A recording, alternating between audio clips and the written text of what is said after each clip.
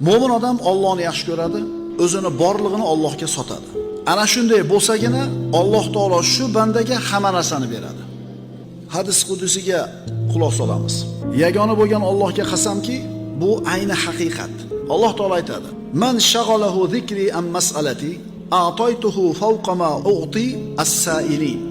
Kimni mening zikrim, mendan hojatini so'rashlikdan mashg'ul qilsa, men u bandaga so'rovchilarga berganimdan ko'ra kattaroq narsani ato qilaman.